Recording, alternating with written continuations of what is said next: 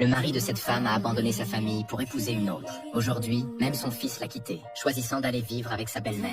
Elle regarde son fils s'éloigner sans se retourner, suivant la nouvelle famille de son père. Claire est dévastée. Submergée par la douleur, elle remet sa démission à l'hôpital et décide de quitter cet endroit chargé de trop de souffrance. Ce soir-là, Julien apprend la nouvelle par la meilleure amie de Claire.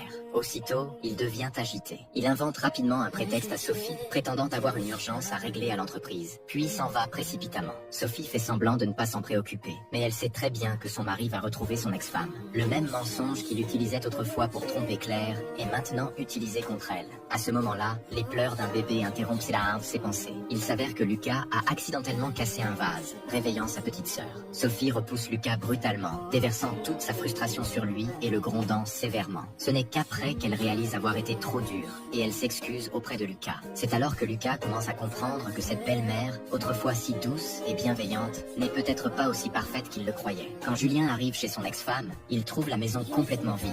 Debout dans ce foyer où ils ont vécu ensemble plus d'une décennie, les souvenirs du passé l'envahissent. Il a obtenu ce qu'il voulait. Alors pourquoi se sent-il encore aussi misérable? Rongé par les regrets, il serre contre lui une photo de la mère et de son fils, et s'effondre dans un coin, accablé par la douleur. Le lendemain, la famille du maire organise un dîner important. Pendant que tout le monde bavarde joyeusement, des pleurs de bébé retentissent à l'étage. Sophie monte voir, mais sa fille n'est pas dans son berceau. Elle la trouve dans la chambre de Lucas, en train de pleurer. Submergée par l'émotion, Sophie accuse aussitôt Lucas d'avoir blessé sa sœur. Peu importe ce que Lucas tente d'expliquer, Sophie refuse de le croire, allant jusqu'à dire qu'elle n'a aucune raison de faire confiance aux paroles d'un voleur. La dispute dégénère rapidement. Entendant le vacarme à l'étage, Julien est gêné.